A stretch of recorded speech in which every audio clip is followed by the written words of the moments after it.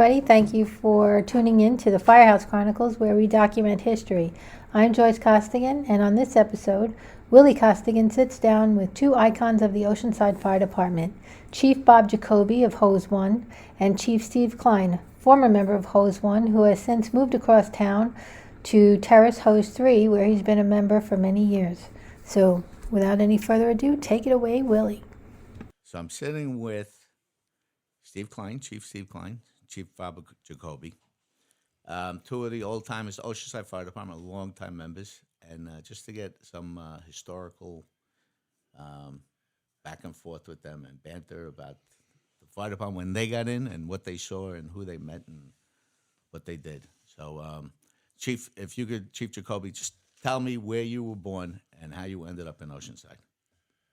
I was born in New York City 91 years ago, and lived in in Woodmere until I got married in '61. And do you have brothers and sisters? Me, Just you. one was enough. What'd your dad do for a living? He was a salesman, a ribbon salesman. 20th century Fox, 20th century ribbon. I don't know, but he sold commercial ribbons and stuff. All right, and then I know you worked for the county for a long time. Yeah, from the time I got out of the Army in 1956 till I retired on my birthday, November 1st, 1992. Okay, where did you serve when you were in the Army?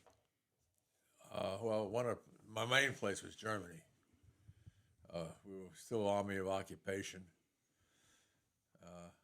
Went over there, served outside of Nuremberg, and I was an MP in the Army Security Agency. Okay, you were drafted, I guess. No, I was regular Army. Oh, okay.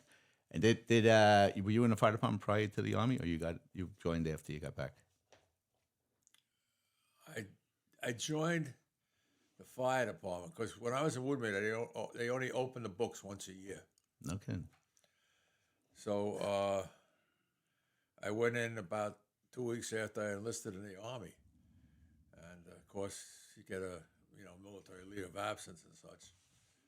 But yeah. Okay. And what made you come to Oceanside? Availability to a house. Is it this house that we're in? Yes. Okay. This house belonged to Sid Levin of Levin's Pharmacy. This was the master bedroom. The door was right there. This was the closet where I'm sitting. I think he was a member of Rescue Company. He was a member, him and his brother, and his son Bob was a member of Hose Company, being on our tournament team. Okay, so you joined the fire department. What year would that be? Oceanside or Woodmere? Let's go to Oceanside. 1961. 1961. Do you remember who the chief was? What chiefs do you remember going back then? Nicky's was after me. Fred Nicky's. Johnson. Boy Johnson. I think Fred Nicky's was like 60. No, he 54? was before me. He was chief before me. Yeah, I think in the 50s. Yeah. Oh, the guy from Rescue, Hooking Ladder, nice guy. Oh, Holmes, Johnny Holmes? John Holmes. John Holmes. He was, what a nice guy he was. Yeah, he was a nice guy. Were you in the department when Chief Williams died? He was from Rescue Company, right? Chief Yes. Williams? Yeah. He died right after he went out of office or while he was still there? In fact, I don't know if he lived on the corner house or not, or something. Something about with him, right on the corner house. I don't know. Yeah. It was just so everybody knows. We're sitting in the dining room at Chief Jacoby's house. He's recovering from a broken hip, so making it convenient. All right, Steve, you want to tell how did you get started in the fire department? When I was 16, my father died of a heart attack at home, and I wasn't home at the time. I was actually working, and when I got home, my mother and sister were there, and the rescue company was still there. And this is way before the type of stuff they do today, you know. Yeah, what year was that?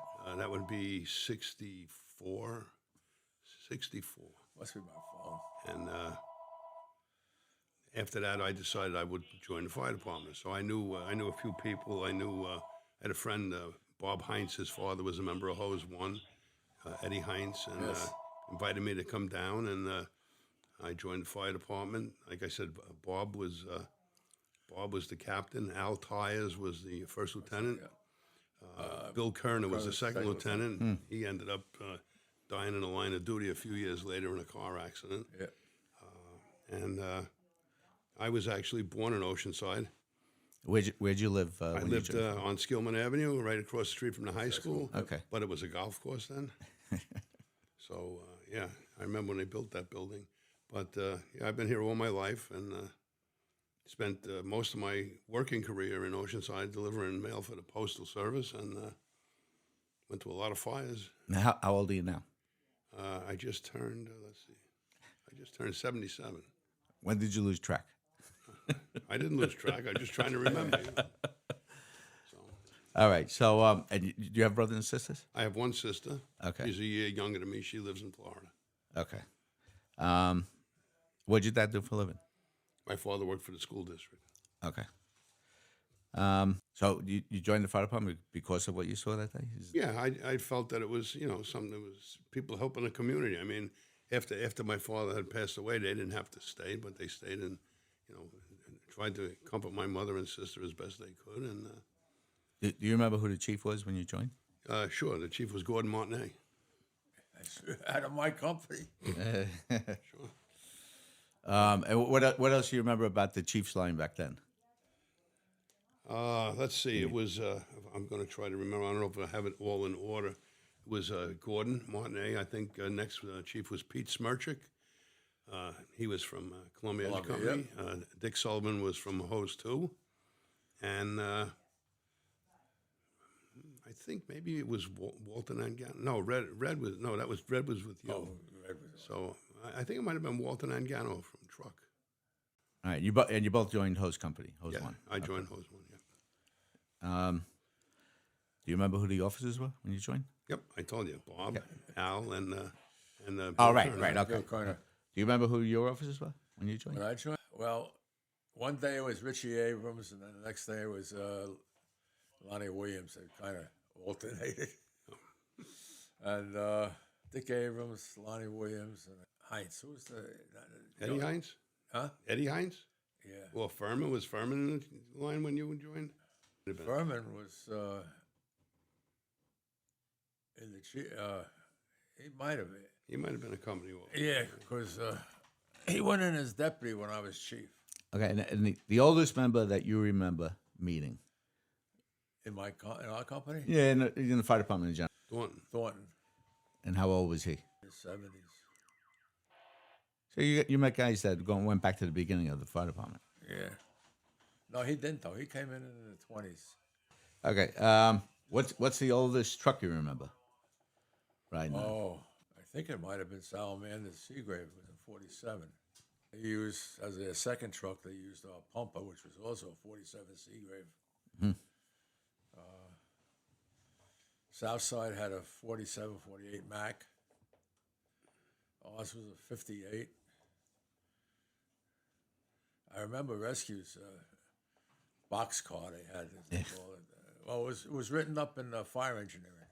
Okay. They got stuck in the A's going to Brooklyn on a mutual aid, and I think they were using it for the generator to thaw out the one of the aircraft carriers in Brooklyn or something. Mm-hmm. Okay. But Steve? What do you remember? The oldest apparatus? Yeah. The oldest apparatus that I ever rode on was the Seagrave that Bob was talking about. Salamander? Or, Yeah, that was the spare truck after a while. Okay. The hose company had the 56 Mac when I joined. All right. So here's the big question: what was the biggest fire you ever went to? could have been down most probably down at Long Beach. But I'm trying to think if we had a bigger one here. We had the C&J Bowling Alley in Oceanside. Mm-hmm. That's where Burger King is, right? Mm-hmm. Today? Yeah. Yeah. I think I was first lieutenant then. Mm-hmm. Probably. What was that, in the middle of the night, that fire? No, it came in, it started earlier, but it went all day and then some. That might have been 64. Before I went No, in. that was later than that because I went to that fire. You were probably first lieutenant the second time Oh, around. yeah. You know, Because I was second lieutenant. I remember somebody in my house, maybe my grandfather, had a burnt bowling ball he brought home. Okay, yeah, probably your grandfather. Yeah. Yep. So what fire you remember? Oh, I think I know, Steve, from you. Would be the tanker The turn? tanker. Yeah. Yeah. So give me the rundown on that. What happened that day? There was a vehicle accident at Long Beach Road and Cortland? Portland. Yeah. And car hit a tanker. The tanker flipped over, burst into flames. What time was that at? Sometime 2 o'clock in the morning? Early in the morning, yeah. It was 3 or 4 o'clock in the morning, something like that. So you get there, and what do you say? Well, this is the best part of the story. We had the Plectron radios, and when the tanker flipped over, it took the power out, and my radio never went off. Oh man. And Chief Telford, Billy Telford was the chief of the department. I was the first assistant. And I was on my way to go into work, and I hear him talking on the radio. And they're like, yeah, you can release Rockville Centers. And I'm like, what the hell's going on? So I found out where the call was, and I went to the call, and I called the post office, and I'm like, yeah, I've been up all night. I haven't been at the fire, been at this fire. So they let me have the day off, and I remember the most vivid thing I remember is there was one of the buildings involved was a Chinese restaurant, and the people that ran the restaurant lived in the basement, and nobody had any idea. Mm-hmm. But they got out through the back of the store. But, Wow. Yeah, I think a couple of people died, right, in the accident. oh yeah, there was I think there was 2 people in the car. I know the truck driver got out because there is an audio. I have an audio someplace. It's a cassette tape, so I don't know if you have anything to play it on. Yeah. But it's isn't that picture that's hanging in fire headquarters? oh, you're talking about the one from St. Anthony's that you was hanging No, on? yeah, I thought there was a picture with a painting. tanker in it, too. Oh, there may be. I mean, You remember a fire next to Dairy Barn, a building over there burned? oh, the building supply. Yeah. Yeah, I remember my grandfather talking. Yeah. about it. They Yes, were there for a couple of Long days. Island Building Supply. Yeah. Yes. That was before I was in the fire department. Levin's Pharmacy was another Yeah. one before I got in the fire department. I was in. The No, I wasn't. the A&P, which was the food town, burned twice. It burned before I was in the fire no kidding. department, and then it burned a couple of years ago Yes. when they took everything down and put up that food market and Yeah, the yeah. drugstore there. Yeah, where the movie theater was. Yep. Yep. Yep. What a big one was, but I'm not when it was. I might have been in Woodmere still, when the Nautilus Hotel burnt down. Where was that? Atlantic Beach, Oh, mutual aid. Whether it was in Oceanside or whether it was in Woodmere, we were mutual Yeah. aid to it. Yeah, we used to go down there a lot But that was big. before it became so valuable now to have beach property down there.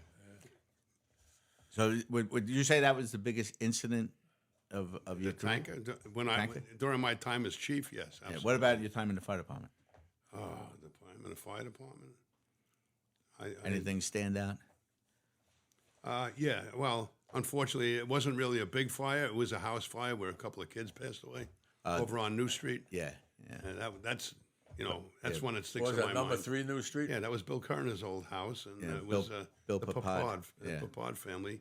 And the interesting part of that is he lived in a firefighter's house that burned, and then he moved into another firefighter's house over Yeah. on Foxhurst Road. Billy G. Billy G's house. Yeah. Yeah. So, it's a small world. Well, if you're in the fire department long enough, I guess somebody owns every house. Yeah, right. All right. Let's talk about when you joined the fire department, the social atmosphere of the parties and the parades and stuff like that. All right. First of all, our fire department was a big parade department. We used to parade. I remember the year Chief Lenny Gibfried was 76, 1976, the bicentennial. We went to 16 parades that year. Yeah. And we would turn out with 100 people easy. And, he was a popular chief, and people came out for him. Parades were a very big thing. We did one here in town every year for about 25 years. Yep. There was a much tighter camaraderie between the 6 companies at the time. It was a different. Every Sunday morning, we people. would go around to you'd go to one firehouse and they'd follow you to the third firehouse. Yeah, By the end of the day, everybody ended up in one firehouse, and it was just a much closer knit group Right. than we have You today. knew everybody. Right, And, absolutely. I remember after a parade, one of the firehouses would always have a party Yeah, back oh, at yeah. their firehouse, and would switch every parade. And, Right, exactly. After every parade, and my working in town, if I was near Hose 2 and there was a fire, I would go to Hose 2. Sure. If I was near Columbia, I would go to Columbia. And the gear was on the truck, so you didn't have to worry about putting somebody's gear on or anything. It was a much different world. Yeah. I was telling my son about it, who's in truck company, and I said, he goes, "No, you don't. You can't even touch another guy's gear at the fire." I go, "You gotta be kidding me!" Like he goes, "Oh no, it's all changed now. You can't." Yes. Well, the mask is fitted to you, and it's a lot much different. Much different. I remember Friday nights at Southside, and you get 25 guys piling on a truck to go to Oh a yeah, general. sure. Oh, Yeah. You would. Back then, you rode on every truck in the department. Right, and I was actually talking to somebody. I guess we were talking last night. We did the election for fire commissioner last night. Yeah. And I was talking to somebody, and they were talking about fires and mutual aids, and somebody had a fire, and Long Beach had a power outage last night. Yeah. And they called for help from all over, rightfully so. I mean, you got a lot of elderly people down there. Anyway, what I was talking about, I said, I can remember we had 2 working fires at the same time and never called mutual aid because you'd have 100 guys at a fire. So if you had 25 guys from hose 1 and 25 guys from engine 1, hose 2 and hose 3 would go to the other fire. It was Well, much, they knew how to use more than one line off a truck at a time. oh yeah, but I don't know. I'm not going to be critical of the people that are fighting fires today because it's much more sophisticated than it Whole was new world. back in the day. Yeah, absolutely. And Chief, what do you remember about Chief Jacoby? What do you remember about the being in the parties at the firehouse and the social? The wives were invited.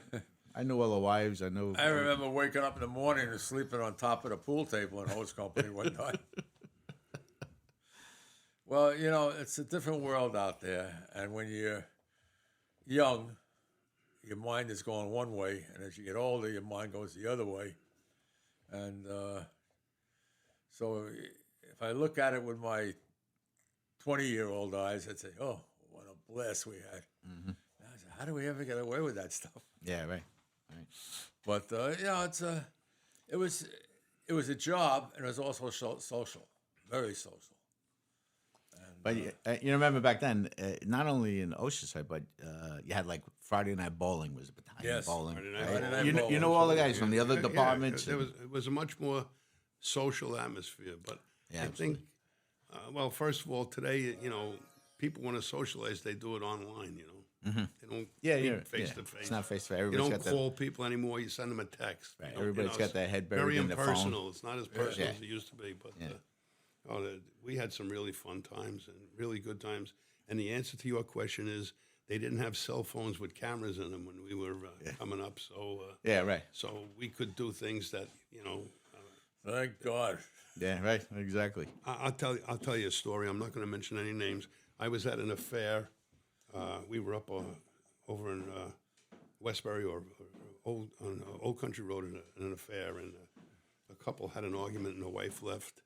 And after the party was over, the husband went out in the middle of Old Country Road and flagged down a police car and said to the police officer, "I'm drunk. Take me home or lock me up." And he took him home. You would never get that today. No. You would never get that today. No.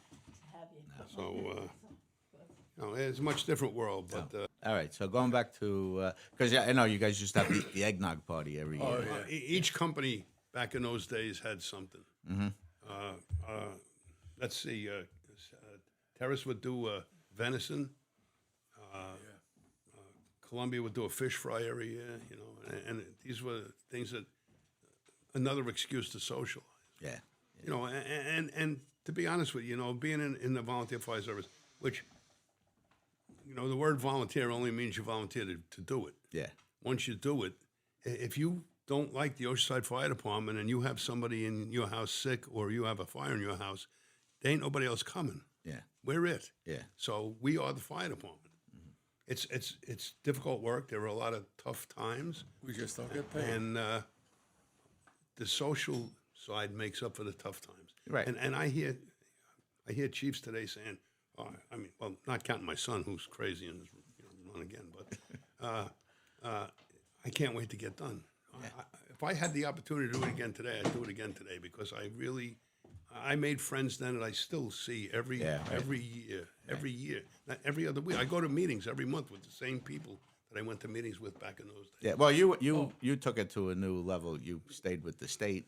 Yeah, well, FASD. I got involved. Like my son Kevin, he just keeps running for chief again. Yeah. I went beyond and got involved in the county, and then from there I got involved on a committee in FASD and ended up being the president association, which was, if I could do that again tomorrow, I'd do that again too. Yeah, I love that was the whole state. Yeah. Yeah, I love doing it because I still do the social part really good for an old guy, Right. Not the heavy alcohol like I did, but I'm good for a glass of wine or two in Yeah. the place I go, Yeah, remember going up to the state parades? Yeah, oh sure, those were the greatest times. Those were the greatest You times. planned your vacation around when the Yeah. state parade was, so you could go away, making extra days. If you want to talk about commitment, when we used to do the parade and drill in Oceanside, ex-chief, well, he wasn't even chief then, John Zullo was the chairman of the committee that ran that parade and drill, and his 2 weeks vacation every year was preparing for that and cleaning up after it. That was his 2 weeks vacation. Yeah. That's a commitment that Yeah. you don't get a lot of Right. today. Right. Well, it's a different breed. It's a generational thing because I see it in the police department the same way. It's not they're not like they were 20 years ago. But we still have the kids that we have are into it 100%. I mean, they still. We're very fortunate right now. Like I said, we have a number of young kids in the hose. I mean, everybody's a kid. Yeah. My son is a chief and he's a kid. So like those, but they're all very committed and very dedicated, and they go to take the training, and it is what it is. I joined Long Beach recently. Oh, did you? Yeah, the floodlight. Oh, okay. No trucking. But I got the pager, and last Sunday they had 25 calls. Yeah. Right, 20 of them were rescue calls. Right. Yeah. Sure. I said, but who you can get on the ambulance and not come back for hours. Oh, I can because- remember when I lived in my house on Horncrest Court on a Saturday. Sometimes that ambulance would go up till Rose Avenue at 8:00 in the morning and wouldn't come back until 3.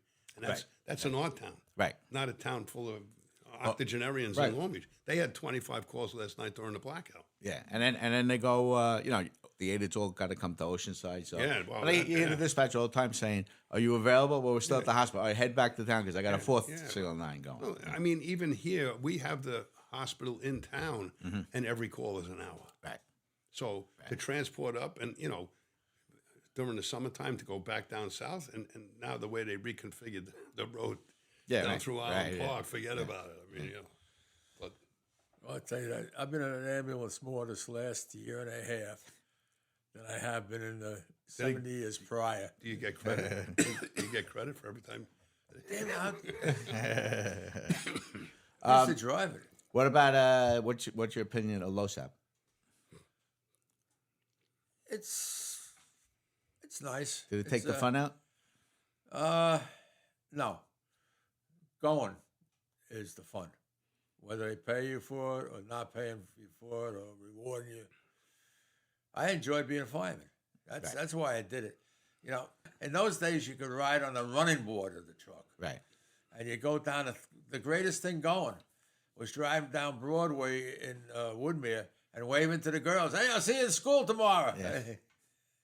A football player was Saturday's hero. Fireman was every day's hero. I make no bones about that. I did it for the enjoyment. Right. Your house burnt down, that's why you have insurance. Mm-hmm. I do my best, but I love doing it. But the guys I was in rescue with, and it's a long time ago, but we meet around Thanksgiving every year, and we go to dinner together. And this year we were saying it's the 40th year we've done this, where we sat down together and had dinner. So these are like lifelong friends that I met when I was ran 14 into you years guys old one night when I came into the restaurant over in in Venice. Baldwin. Yeah, the Novi. Novi, yeah. Novi, yeah. We were going for dinner, and they were all in there getting ready to eat. And that was another But fight. that's my point. You make friends that Lifetime. Langlois Yeah. would have never been a cop if I didn't take him to the. You guys were going to take the test. Yeah. His car ran out of gas. I put him in the back of the mail truck. And I think they were meeting at headquarters. Put a for stamp on him. They were meeting at rescue, I think. I took him to rescue in the back of my Hey, mail truck. listen, But you know, that's what we did. We took care of each other, right, you know? right. There's a brotherhood. I bumped into a bunch of guys. I worked in high school for a year after college, waiting to go in the police department, and I'd catch these guys floating around the hallway, and Charlie Salonicho. Mm-hmm. What are you doing? Nothing. Come down to rescue. He came down. He might have stayed 8 or 9 years or whatever, but you know, he got some direction. He went into the alarm systems, and you know, Yeah, I think the fire service has helped a lot of people. You know? yeah, absolutely. I'm as It's a pres- family. As president of the state association. One of the things we're pushing, you know, you were talking about LOSAP. I don't think anybody joins the fire department for LOSAP. Yeah, I think a bigger reason for kids to join the fire department today is tuition reimbursement, that kind of stuff. absolutely. I You know, agree. nobody's thinking about retirement 30 years from now when they're 18 or 19 years old. They want to just. But you're talking about the juniors. Now, I always push the juniors. I thought it was a great thing. Most fire departments that have a juniors organization don't have a recruitment problem. Mm-hmm. Even if you get a kid for a couple of years and then he graduates college and moves Absolutely, on. right. We had a kid in Terrace who's now in the Patchogue Fire Department because that's where he ended up buying a house. Yeah. People get that Hey, taste. well, if you look back in the years, the fire department band, how many guys Yeah, came well, through the band? that was the juniors of the day at right, that time. and went on to be chief of the fire sure. department. But Nassau County has a very good juniors organization, and they invited me a couple of years to speak at their graduation. And I tell them, the parents are all in the room, and I say, you know, in this day and age, your kids can get involved in a lot of gangs and stuff like that. I said, this is the best gang in the world for them to be in. So, you know, You know what I saw, and I tried to push this a little bit, was working in the school. I go, you know, the athletes, they get direction. You know, Right, the right, coaches yeah, are with them.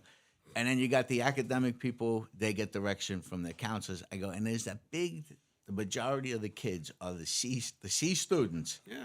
They don't know where they're going, what they're doing. I go, those are the guys. Well, case in point is me. Like I said, my dad died when I was 16. When I got in the fire, he used to call me his fifth son or whatever you call me. But between him and Al Tyers and Bill Kerner, these were, you know, 18, 19, 20. These are the people who basically instilled in me the way I became. You know, I mean, my parents raised me, but losing your dad at the age of 16 is a tough time to lose that leadership. You You know, know? Steve mentioned a couple of times the first time I went in as officer in a hose company. My first lieutenant was Al Tyers, and my second was Bill Kerner. They'd be retired today at that age. Yeah. Now they're, you know, you wonder if the officers today are wearing diapers. They're so young. Mm-hmm. But it was just a whole different world out there. Is what it is. It's they're not any better. They're not any worse. But it's just a different world. Right. You got to gear yourself to what's going on today. Mm-hmm. And it's different. Well, listen, so we'll wrap it up. And I just want to say it's been interesting talking to you. And, you know, I've known you for a long time. So I'm glad we got a chance to sit down and talk about some more. You know, this is where I am. I don't go very far with that stupid thing. And Steve, same to you. Thank you very much. My Appreciate pleasure. it. You know, maybe you want to, maybe we should get all the former chiefs in the room.